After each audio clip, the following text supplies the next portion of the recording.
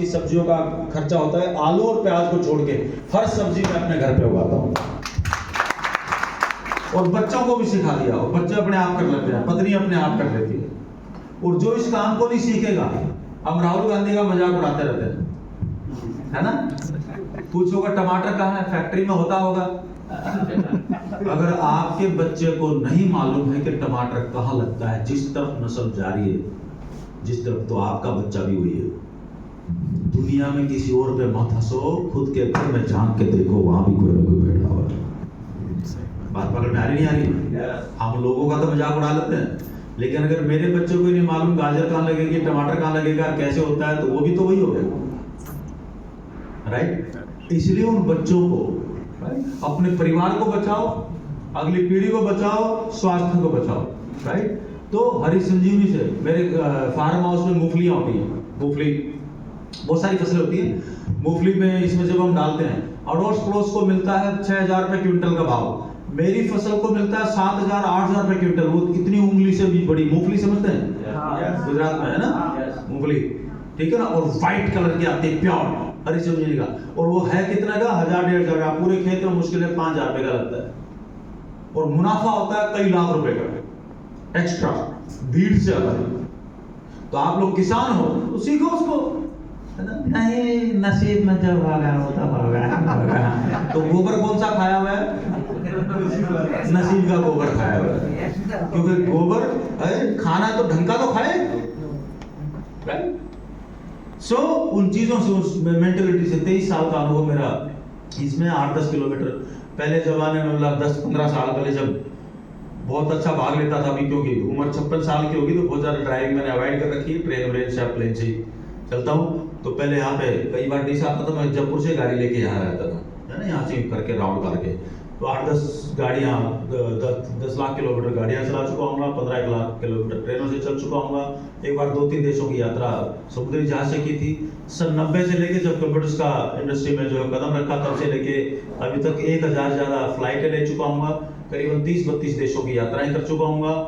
और इन सब के साथ 23 साल का मेरा अनुभव है आरसीएम बिजनेस में। ये आधा सच है और आधा झूठ है। ये सच है,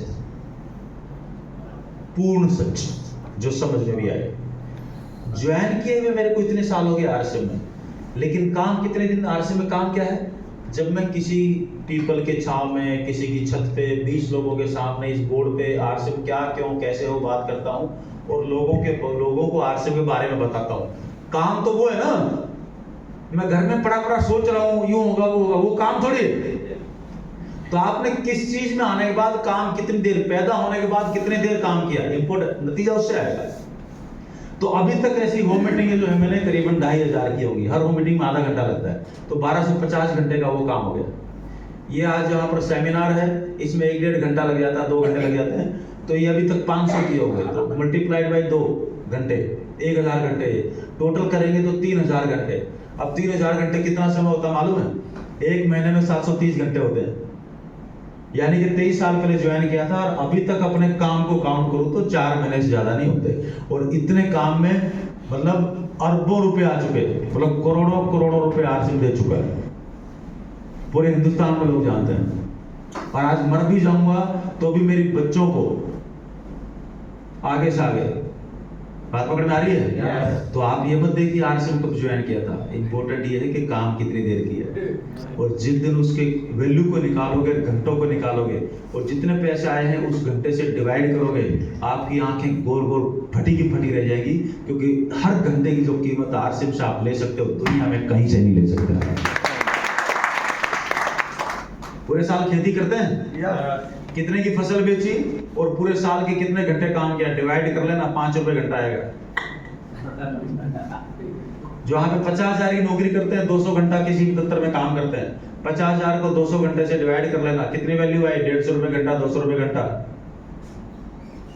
और यहाँ पर जितने लोगों को चेक आया है, आपने कितने घंटे काम किया है। आप यहाँ पर अभी बैठे हुए हैं, ये काम नहीं है। स्कूल में भी गए हैं 15 साल, काम किया गया वहां पर जानकारी लेने गए हैं और पैसा दिया है, वहां से पैसा लिया नहीं है। यहाँ मीटिंग सेमिनार में भी आते हैं, जानकारी लेने आते हैं, यहाँ पैसा नहीं मिलता, जानकारी मिलती है। इस जानकारी पे जाके जो काम करता है, फिर काम के बदले में पैसा आता है। ट्रैवलिंग से भी पैसा नहीं आता, सोने से भी पैसा नहीं आता, पैसा आता सिर्फ काम के बदले। और आरसी में 2 ही काम है, एक खाना और एक बताना। बताना नहीं आए तो लोगों को बुला के ले आए, नहीं तो अपने घर पे जहां पर भी इकट्ठा कर सकते हो वहां इकट्ठा कर लो, किसी और को बुला ले, वो आके बता देगा। समाधान सारे हैं। लेकिन एक बार आपने जो 200-500 लोगों की टीम बना ली तो उसमें बताने वाले भी आ जाएंगे, पढ़े लिखे भी आ जाएंगे, सब किस्म के आ जाएंगे, बाहर भागने वाले भी आ जाएंगे और हर किस्म के लोग उसमें आ जाएंगे। राइट? आपका काम आसान हो गया। भाई धोनी कप्तान है, काम शुरू कर दिया, उसको तो कीपिंग आती है, लेकिन उसको बढ़िया बॉलर भी मिल गया, उसको बढ़िया बैट्समैन भी मिल गया, उसको बढ़िया फील्डर भी, सब मिल गया ना। आपकी भी टीम बनाओ, दुनिया में जिसकी टीम है वही विजेता है। क्लियर है? 6 डिजिट की इनकम है, 1 लाख से लेकर 9,99,000 रुपए, ये मेरी स्टेबल इनकम है। 1 आध 7 डिजिट में आती है, लेकिन जो रेगुलर स्टेबल इनकम है वो 21-22 साल से मेरा तजुर्बा है। राइट? और ये जो भी मेरी बातचीत करूंगा इसमें ये तजुर्बा शामिल होगा। बस मुद्दा एक ही है, क्या क्यों कैसे, 3 चीजें हैं। ये आपका सब्जेक्ट को बार बार गहरा कर लो। जिंदगी में शादी करते हो तो तय कर लो शादी क्या है भाई, शादी क्यों करूं। और जब बिल्कुल कंसेप्ट हो जाए, तैयार हो जाओ कि हाँ घर बसाना है, तो इन दोनों चीजों को लड़की तय करने के बाद सिर्फ इस पे आ जाओ, अब घर कैसे बसेगा। फिर वापस इधर नहीं जाना, इधर नहीं जाना, सिर्फ यहीं रहना। वापस इधर गए तो क्या बोलोगे, 2 महीने और रुक जाता तो ऐसे राय से शादी रहती, तो घर बर्बाद हो जाएगा। एक बार फैसला ले लो तो अपने फैसले की इज्जत करो। बात पकड़ में आ रहा है ना? जो खुद अपने फैसले की इज्जत नहीं करता, ऊपर वाला भी उसकी इज्जत नहीं करता। कोई माफ नहीं करता, क्योंकि उसका भीतर उसको माफ नहीं कर पाता। राइट? पढ़ाई करनी है भाई, क्यों करो, पढ़ाई क्या होती है, कौन सी करूं, क्यों करूं। और जब तय हो जाए डॉक्टर बनना, इंजीनियर बनना, वकील बनना, एडमिशन ले लिया, तो अब सिर्फ ये हो जाओ कि इसमें नंबर ज्यादा कैसे आए। यहाँ पर आर्ट्स में क्या है, क्यों करूं, क्या फायदा है। जब ये सब तय हो जाए और आर्ट्स में एडमिशन ले लो, अब सिर्फ यहाँ पर फोकस हो जाए कि इसको बढ़ाऊं कैसे, इसमें झंडा कैसे गाड़ूं, सिर्फ यहाँ पर फोकस हो जाए।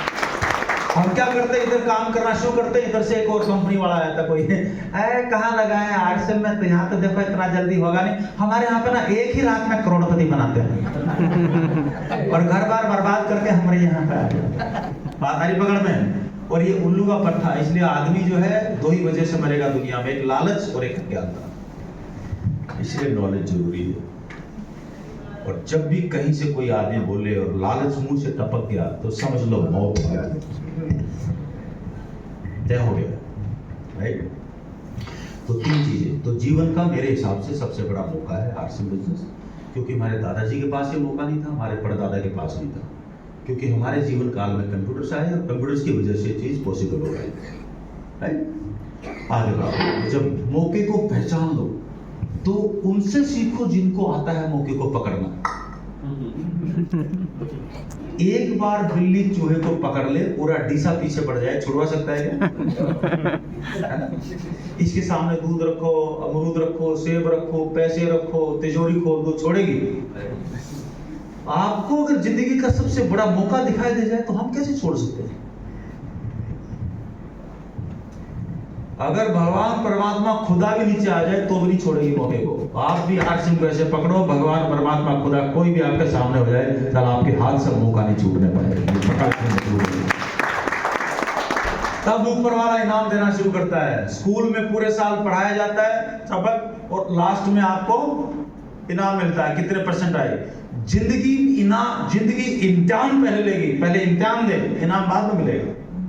हम क्या चाह रहे हैं, पहले इनाम दो तो हम बताएंगे काम कैसे करेंगे। हम ऊपर वाले की सारी चीजों को उल्टा कर देते हैं, हमें लगता भगवान ही होंगे। पहले आप चेक दे तो हम सामान खरीदेंगे, सारा जूता निकाल के मारो साले को। हाँ जी, होता कि नहीं होता ऐसा? राइट? हाँ। और ऊपर वाला क्या बोलता है कि बेटा पहले इम्तिहान दे, जिंदगी है, जीवन पहले इम्तिहान लेगा, बाद में इनाम देगा। तो अगर अमीर बनना है तो थॉट प्रोसेस अमीर का होना चाहिए, नहीं तो कोई इनाम नहीं मिलेगा। सिर्फ पेट भर सकते हैं गाय भैंस कुत्ते की तरह, उससे ज्यादा कुछ भी नहीं है। राइट? टाइम पास करेंगे, निकल जाएंगे। औजार तभी काम करेगा जब हम काम में लेना है। आरसी भी एक औजार है।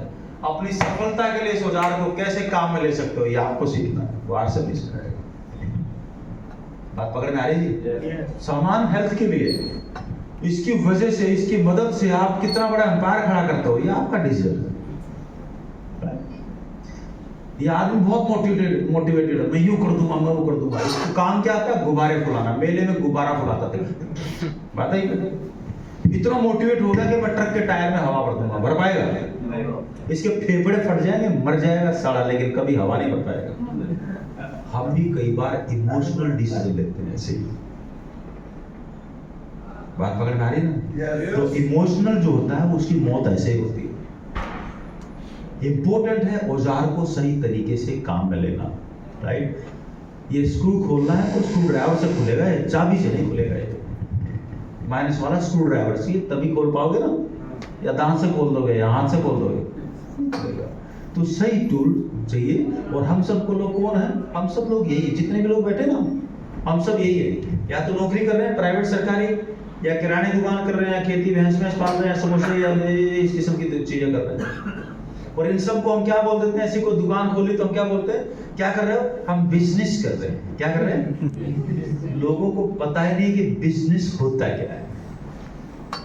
इसको सेल्फ एम्प्लॉयमेंट बोला जाता है, सब रोजगार बोला जाता है। क्या बोला जाता है? जोर से बोलना। स्वरोजगार। किसी और की नौकरी करने के बजाय आदमी अपनी ही नौकरी कर रहा है। यहां से पैसा परिवार को कब तक आएगा? जब तक हड़ताल नहीं है, कोरोना नहीं है, ये लंगड़ा लूला नहीं हुआ है, मरा नहीं, तब तक आएगा। ये हटते ही काम खत्म। तो बिजनेस कहाँ होता है? तो अब पूछो बिजनेस क्या होता है? बोलो एक बार, बोलो बिजनेस क्या होता है? तो दिमाग में दो चीजें डालो, बिल्कुल क्लियर कट। बिजनेस का मतलब है मेरे अलावा उस काम में मैं और 100-200 लोगों के लिए रोजगार पैदा करूं। Rule number 1। मेरे अलावा आपका कोई भी काम है, अगर वहां पे 100-200 लोग और काम कर रहे हैं तो आप businessman. Rule number 1। Rule number 2, अगर मैं वहां से 6 महीने कहीं इंग्लैंड चला जाऊं घूमने के लिए, वापस आऊं तो मेरा काम चलता हुआ मिलना चाहिए और बढ़िया। इसका मतलब आप बिजनेसमैन।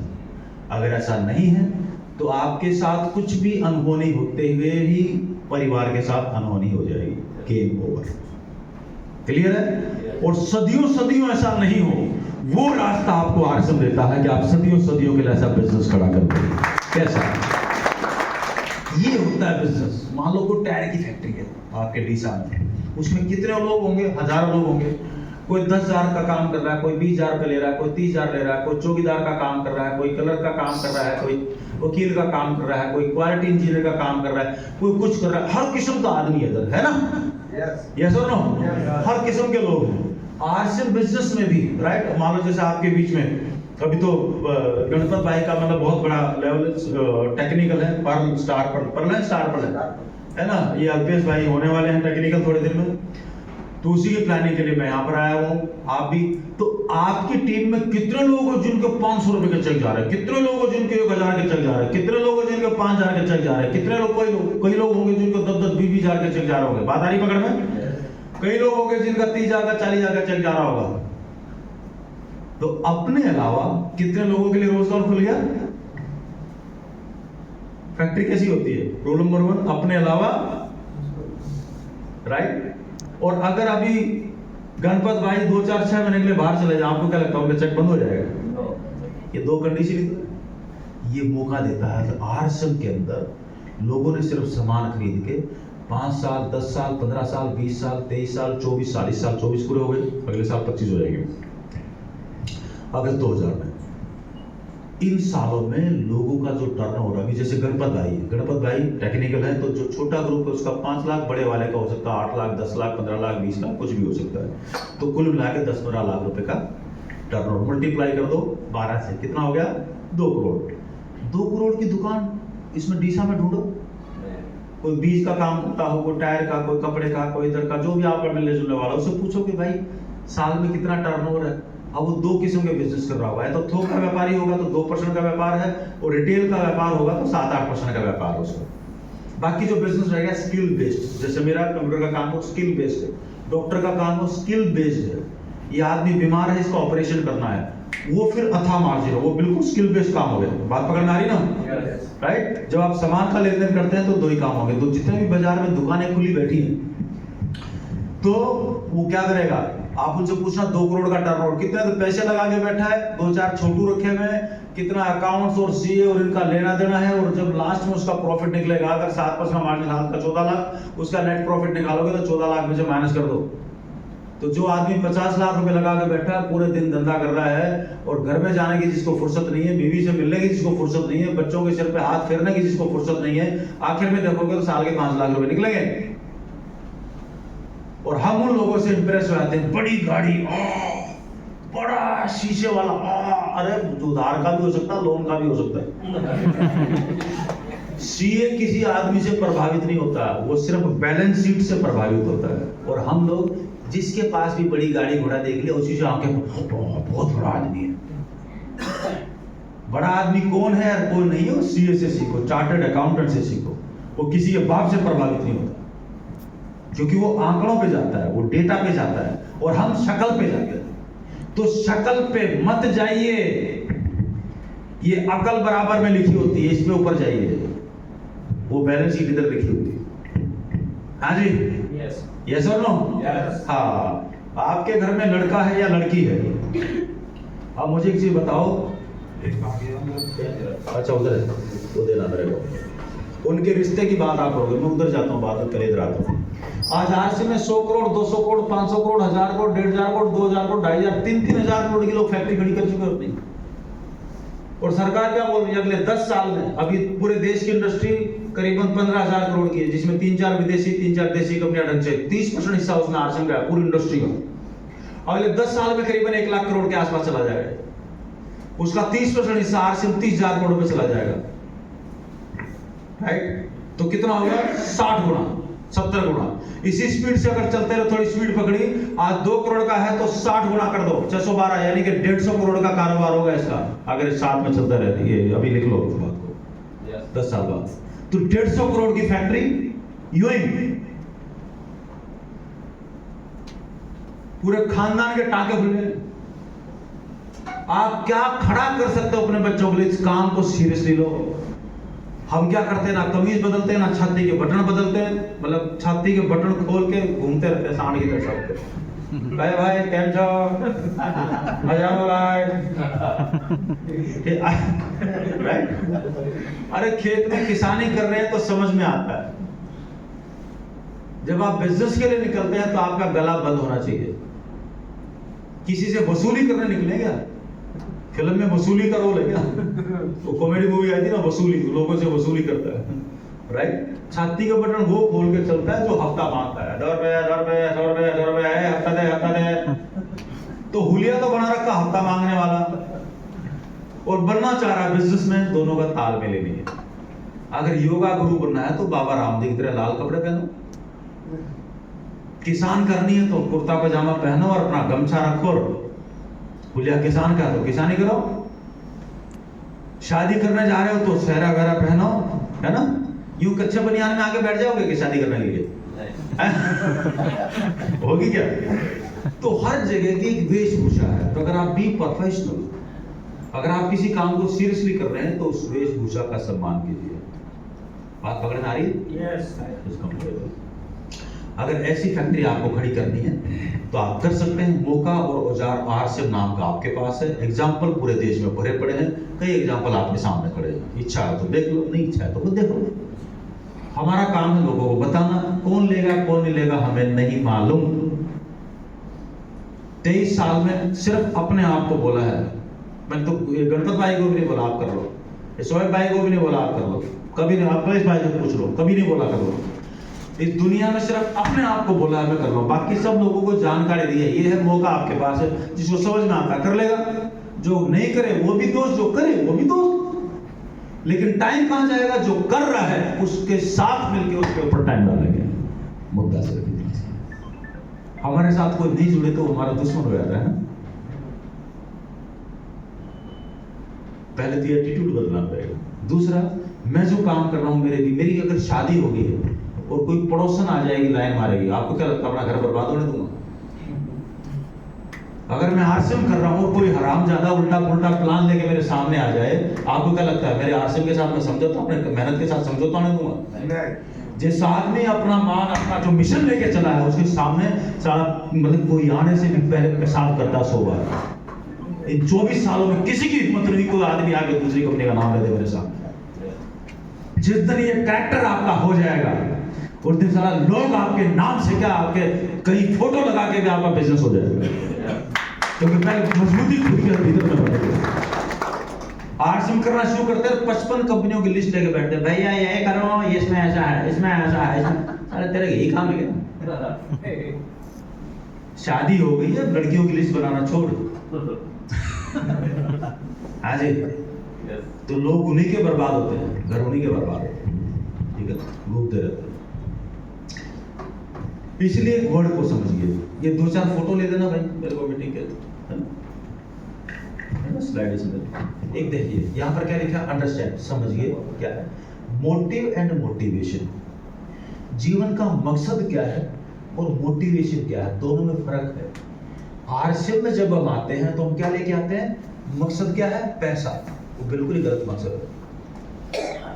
इस महीने मेरे पास 50,000 आए, जैसे गणपत मैंने बोला 70,000 आए, अगले महीने 75,000 है, 5,000 रुपए ज्यादा है, तो वो मेरे लिए मोटिवेशन का कारण है। पैसा मोटिवेशन का कारण हो सकता है। पैसा जीवन में मोटिव कभी भी नहीं होता।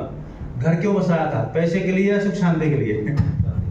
तो अगर घर का मोटिव अगर क्लियर है, घर क्यों बसाया, राइट? पैसा कितना आ रहा है, मोटिवेशन का कारण हो सकता है, लेकिन मोटिव क्या है, घर में सुख शांति। हाँ जी, हेलो, यस और नो, चलेगा? बात ठीक है, बात पकड़ में आ रही है, राइट? लेकिन हम करते इसका उल्टा है। अब आपको देखना है कि कोई आदमी, शादी कितने लोगों ने की? ये किसने की? आपने नहीं? कुंवारे हो गए? कुंवारे करोगे? किया? कितना बच्चा है? एक है? हाँ, बहुत फास्ट हो। यहाँ पे भी फटाफट 2 रोटी पैदा कर लो। क्या किसने बना दिया? शादी करके अगर 5-7 साल तक घर में बच्चा नहीं आया तो लोग क्या बोलेंगे, बांझ है, लड़की को और लड़के को नपुंसक है। ये 2 वर्ड है। जैसे आरसीएम ज्वाइन करो, खटाखट जोर लगा के रोटी ले लो, गलत ठप्पे से बचो, वरना जिंदगी भर के लिए ठप्पा लग जाएगा। बता, शादी के बाद तो हम टेंशन करते हैं समाज की, जिंदगी में कामयाब होना, बच्चों की नजरों में कुछ टेंशन नहीं लगेगी। हाँ जी, बच्चे जिस दिन बड़े हो जाएंगे ना, मूंछों वाले हो जाएंगे।